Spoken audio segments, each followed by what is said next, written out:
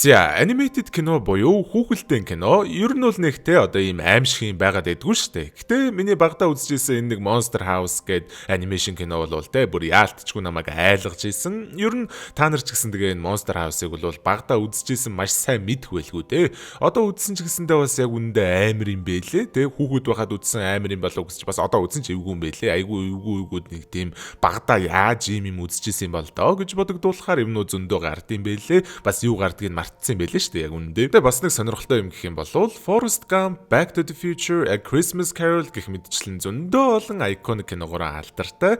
Домогт Роберт Земекис ах маань продюсераар нь ажилласнаас гадна Schindler's List, Jaws, Jurassic Park, Saving Private Ryan энэ төргээд угаасаа нэрийг танилцуулаад аагч шаардлагагүй Стивен Спилберг бас хамтдаа продюсерлсэн юм байна лээ. Тэгээ бас улчаагүй зохиолыг хамтарч үзсэн 3 зохиолчийн эхнийх нь болохоор Rick and Morty цувралын creator, showrunner, зохиолч буюу ер нь л те Rick and Morty-г дэлхийд мэдлүүлж үүсгэн байгуулсан Dan Harmon гэж уран бүтээлч. Хоёр дахь зохиолч нь болохоор бас л Rick and Morty дээр продюсерийн үүрэгтэйгээр оролцдог Rob Schrab. За харин үлдсэн нэг нь болох Pamela Petler гэж уран бүтээлч бол хайрт Tim Burton ах юм байна. Corpse Bride-ийн зохиолыг. За тэгээд бас дахиад нэг үнэн underrated 9 одоо 9 гэдэг анимашн байдаг шүү дээ те.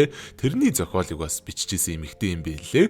Ер нь л те продюсерууд нь ч бай, зохиолч нар нь ч бай, дуу оруулсан жүжигчд нь ч бай, бараг л Avengers шиг бүр ерөнхийдөө амар авьяаста уран бүтээлчд нийлж хийсэн тийм кино юм байлээ шүү дээ. Тэгээ өнөөдөр хэдүүлээ зөндөө олон хүүхдүүдийн бас бага насныхан драма энтер байсан байх магадлалтай энэ киногоороо сайхан дурсамжаараа сайхан аялна. Хамтран ажиллаж байгаа Stork-ыг үзээд видео руу орё.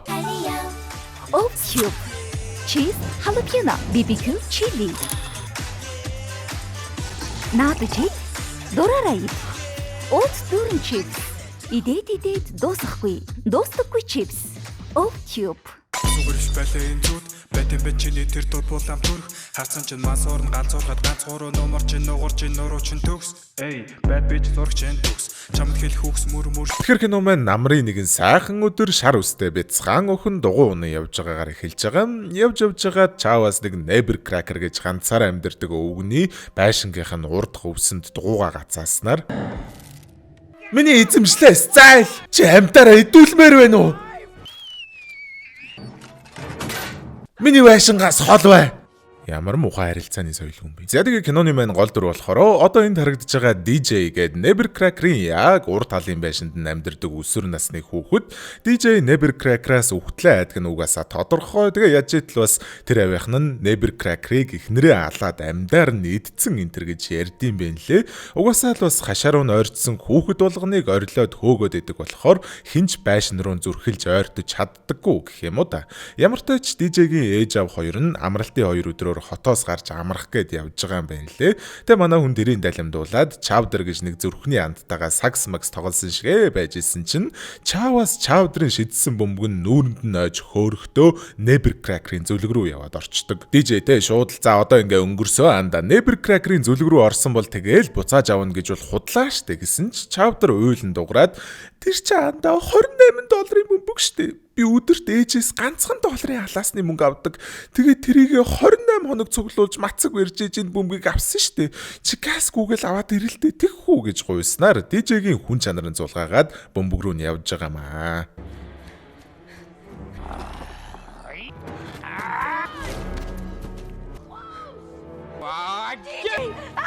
Энэ та нарын тоглоомын талбай биш.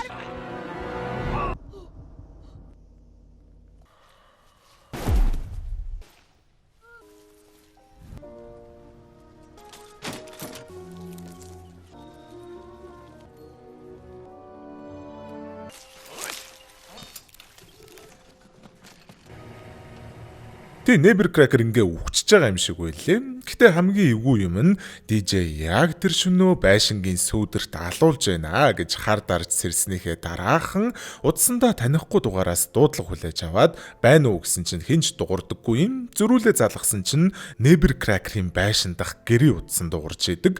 Тэгээ шууд өөрийг харж исэн гэрээ асрагч болон найз залуу хоёрт нь энэ тухайгаа хэлэхэд нөгөө хоёр нь угаасаа тоохгүй штэ мó мангар бацаа яах гэ тоглоод байгаа юм бэ. Neighbor Cracker өнөөдөр үхцэн хүн юу гэж гэрээсээ чам руу залгаж залгаж идийн дугаа унт гэж буучдгийн.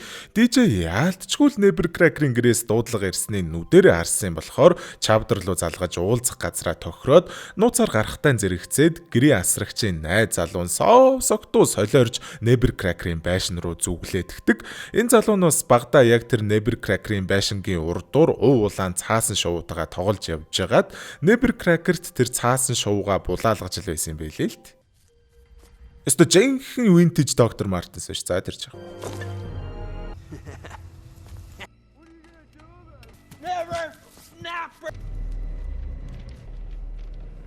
Миний цаасан шувуу.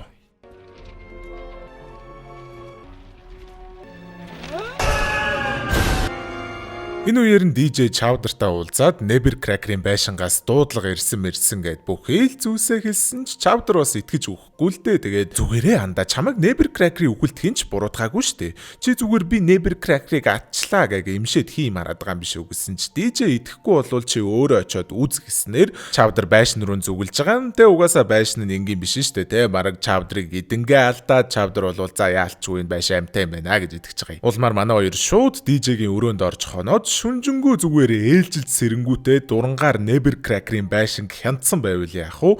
Шүнжэнгөө ямар ч сэжигтэй юм болоогүй ч гэсэн өнөөдөр нь ядж итэл Халевины өдөр юм байна лээ. Тэгээ нэг Jenny гэж охин чихэр асуух гээд ирсэн Neighbor Cracker-ийн байшин руу зүглээд явж идэг. Мэдээж ойлгомжтой байшин Jenny идэх гэж оролдоно. Гэтэ ашгүй манай хоёр хамгаалж чадлаараа бөө юм болж иж яг идүүлэхийн даваан дээрээс нь аварж амждгийн.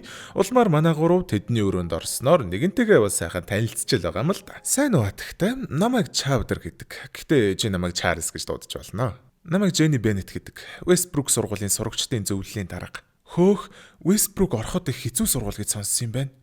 Би Westbrook орох шалгалтандаа тэнцсэн. Гэтэ өөрийнхөө саналаар татгалцсан гэх үү дээ. Westbrook охтуудын сургууль шүү дээ. You stupid. Ямар ч л байсан Jenny манай хоёртой нийлээд тэр байшинд юу болоод байгааг олж мэдхээр шийдэж байгаа гэх юм уу да. Гарч байшин руу ортоод ажиглцсан байжсэн чинь байшин нь те Chowder-ийн бөмбөгийг гаргаж ирснээ үүдний банзаараа залж малаад дойолоод ивэл яах вэ? Улмаар тэр гурав ийм сүнс чөтгөрийн тухай сайн мэддэг хүн дээр очиё гэснээ ягаад чин тентхийнхээ хамгийн мэдрэл солиотой тоглоомонд донтцсон нэг ийм сонин мэдрэл нөхөр дээр очиход тэр нөгөө нэг хэсэг интернетээр мем болцсон байсан темплейтний дүр байж илээ. Найз чинь хүнжилд орсноо унгчих үед Моко Чинзод захиагаа өгөх үед Анар найз залуу 2 дахь раундаа эхлүүл чадахгүй байх үед гэх хэмжлэлтэй. Мимний залуу маань тэгээ манай гуравт ямар зөвлөгөө өгдөг вэ гэхээр та нарын ярьж байгаагаар наад байшинд чинь нэг хүний сүнс хорогдоод тэр сүнс нь өөрөө байшин болоод хэлбэржээд хувирсан юм шиг байна. Сүнсийг дарж авъя гэж бодож ивэл байшин дотор оронгуудаа байшингийн зүрхийг олж устгаж иж л амжилтанд хүрнэ.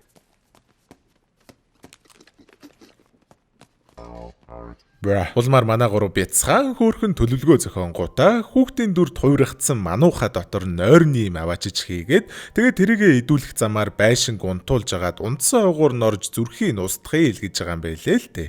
Даанч төлөвлөгөө нь яг хэрэгжихээс өмнө хаанаас ч нэг 2 цагтаа гарч ирэнгүүтээ манай эдийг эзгүй айлыг дүрсгүүтээ сүйтгэх чинь л гэж ойлгосон юм шиг байлээ. Баривчилж машиндаа суулгачаад байшинд хохирол учрж өөгүй юу гэж шалгах гээ явцдаг. Тэгээ угаасаа ойлгомжтой тэнэг зарайлчаад байшинд идүүлэхээс гадна байшин дараа нь шууд манай гурвыг машинтай хамт идээ дотроо оруулцдгийг. Тэг ингэж манай гурав хүссэн үсээгүй байшин дотор түгжигдснээр байшингийн дотор нь явж зүрхийг хайхаас өөр аргагүй болж байгаа. Судлаад явж явах үеэрээ өнөөх Neighbor Cracker-т идүүлсэн гэж яригддаг. Эхнэрийнх нь болон тэр хоёрын хамтдаа авахулсан нилээдэн зургнуудыг олж харахаас гадна хамгийн эвгүй нь хонглын давхраас нь нилээн том хэмжээтэй шоронгийн гэж хэлж болох үз тор олонгуудаа Neighbor Cracker-ыг өгдөг өдөр нөгөө зүлгэн дээрээс нь олсон түлхүүрээрээ онгоолгоод орсон чинь Neighbor Cracker-ийн эхнэрийнх нь цогцос бүр дүрээрээ эвдчихэдэг.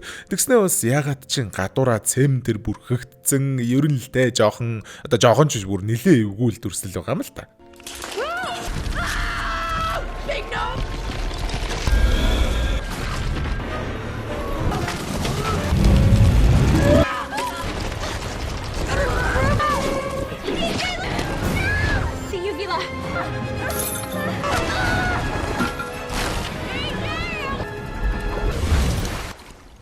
Ингэж үхтгийн даваан дээр арай гэж нэг юм манай гурав аврагдаж чадсанаар үхтлээ айцсан те оролдох юмараа л оролдъё болж бондогны гэд харахчихсан чинь эмнэлгийн машин DJ-г дайрах шахан ирж зогсохоос гадна хамгийн сонин нь дотроос нь Neber Cracker буугаад ирүүл яах вэ? Үхээгүй л байсан байлээ л дээ. Эмнэлэг рүү хүргэгдэж байхдаа ухаан орчоод буцаад хүрээд ирж байгаа юм байна лээ. Улмаар DJ байшинд нь орохдоо эхнэрийн тухай мэдэж авсан тухайга Neber Cracker-т хэлээд та эхнэрээ алаагүй тийм бидтэй гэж асууснаар эхнэрт нь юу тохиолдсныг хэдүүлээ мэдэж авдаг. Эхнэр нь Constance гэдэг нэртэй 675 lbs буюу 306 кг жинтэй гаж хүмүүсийн циркт ажилладаг эмэгтэй байсан юм байна лээ. Neber Cracker тэгээд нэлээд залуухан байхдаа Constance-ыг циркт олж харангуутаа шууд л анхны арцаар дурлаад хоригддог торондоо уйлцсан сууж ахт нь эцдүүдэд нь хэлэлгүйгээр хулгайлж цухтаалгаснаар ерөнхийдөө манай хоёрын хайрын түүх эхэлсэн байгаа. Тэгээ одоо тэр амьдарж байгаа газраа хов хоосон тал нутаг байхад нь хамтдаа нүүж ирээд байшингаа хамтдаа барьж эхэлсэн юм байна лээ.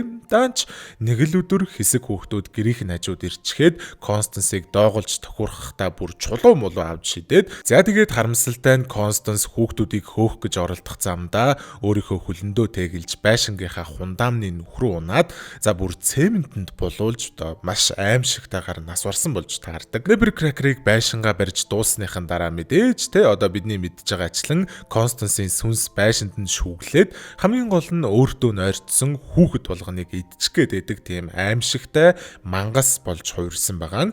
Constance угаасаа л циркт ажилладаг байх үедээ өчнөө олон хүүхдүүдэд дооглуулдаг байснаас гадна яг үхтэй ч гэсэн хүмүүжүүлгүй хүүхдүүдээс болж үхсэн болохоор сүнс болж хуурчаад ч гэсэн хүүхдүүдэд дургу байх нь ойлгомжтой л байгаа юм л та. Тэгээ бас нэг юм энэгээр ойлгогдож байгаа нь манай Neber Cracker ах те яг үнэндээ хүүхдүүдтэй муухай харьцаад хөөгөөд байдаг байсан шалтгаан нь болохоор зүгээр л байшингаасаа хүүхдүүдийг хамгаалж дахин ойртохын аргагүй болтол нь айлгахал зоригтой байсан байгаа байхгүй өөр юм. Тэрийг нь угаасаа DJ ойлгоцсон юм болохоор энэ олон жилийн турш та бид нарыг л хамгаалж байсныг чинь би ойлгосон. Одоо харин бид нар таныг хамгаалах ёстой. Та хэдийг хүртэл ингэж зовж амьдрах юм? Та Constance-ыг тавьж явуулах хэрэгтэй. Гэхдээ тэр миний бүх юм. Надад түүнээс минь өөр хинч байхгүй. Хайртаасаа яаж салж чадах юм бэ?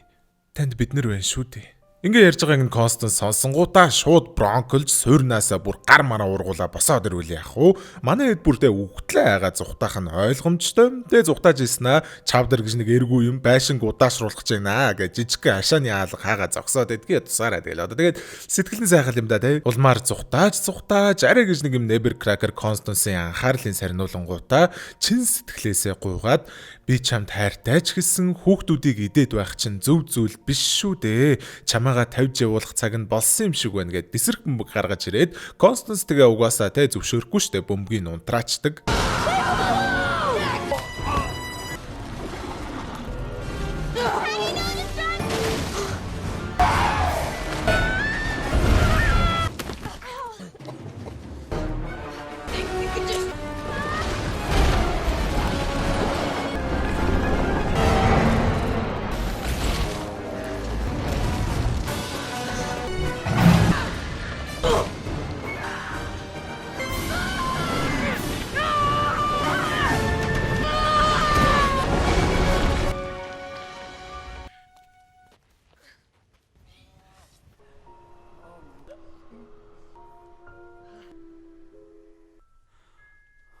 За тэгээ ингэж боо юм болсны эцэстдэд арай гэж нэг юм байшинг устгаж чадсанаар Neber Cracker эцсийн удаа хайрттайгаа салах ёс хийгээд те бас тэ үдшийн үлдсэн эсхийг айгүй хөөрхөн нөгөө нэг бөөн хүүхдүүдээс хүчээр булааж авч исэн юмнуудаа буцааж тарааж өнгөрөөж байгаа. Киноны эхлэлд дугуугаа булаалгасан охинд дугууг нь буцааж өгөхөөс гадна чавдарч гисэндээ сагсан бөмбөгийг буцааж өгснөөр тэгээ кино маань айгүй хөөрхөн аз жаргалтай төгсгөлөөр дуусж байгаа маа. За тэгээ кино маань энэ дүрээд өндөрлж जैन тэгээ хэдүүлээ угаасаа дараачихаа бичлэгээр тун утахгүй уулзах болохоор төвчээртэй сайхан хүлээж агаарэ.